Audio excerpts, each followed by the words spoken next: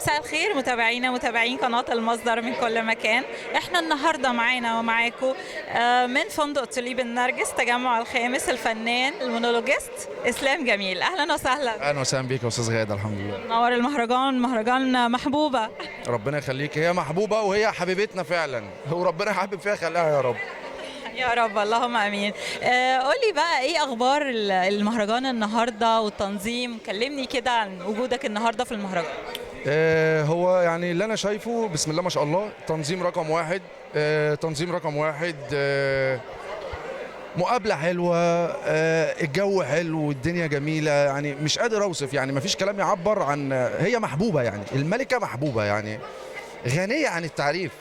ده تقريبا السيزون الثاني ليها، صح كده؟ الثاني. ربنا يوفقها وان شاء الله ناجح بامر الله زي اللي فات ان شاء الله. ايه رايك في اهداف المهرجان عموما؟ كلها اهداف في الجون.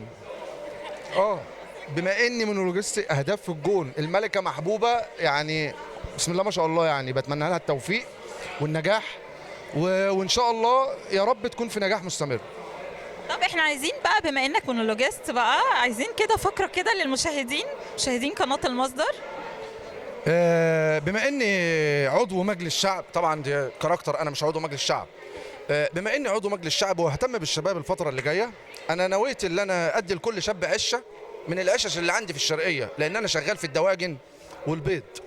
فهدي لكل شاب عشه وادي له في قلب العشه بطايه، واعلمه دورات تدريبيه ان هو يخلي البط يبيض في اقل من 24 ساعه. واظن ده مشروع مريش جدا بالنسبه للشباب، وعايز الناس تدعمني ويتابعوني، لان عندي مزارع كتير في الشرقيه وخلاص بقى، يعني في نجاح.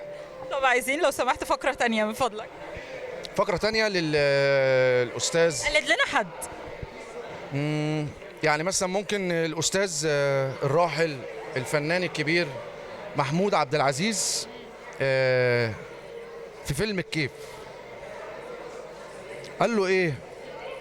بقول لك يا بهزي بيه، احنا بالصلاه على النبي حلوين قوي قوي مع بعض، لكن ساعه الغلط بنحدف زلط. احنا لحمنا جملي وعظمنا جملي مكنس ما يتاكلش، ونتاكلنا عظمنا ركب ما بننقرش، وننقرشنا بنصرخ في الزور وما ننبلعش، ولو بلعتني هتلاقيني مر علقم وهتطرشني تاني يا بهزي بيه.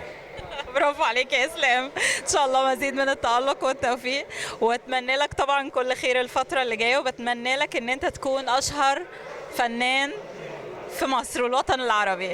يا رب والله، يعني احنا بنسعى، يعني لابد من السعي، يعني ان شاء الله بامر الله طول ما الواحد بيسعى يعني اكيد في كرم من ربنا، واحنا الحمد لله راضيين باي حاجه. اكيد طبعا اكيد طبعا، بالتوفيق يا اسلام، وميرسي وتشرفت باللقاء معاك. ربنا يخليك يا استاذه غاده، ده انا اللي شرف ليا ان انا اعمل لقاء مع حضرتك طبعا. ميرسي يا اسلام، ربنا يخليك، ميرسي. قناة المصدر، قناة في قلب الجوهر.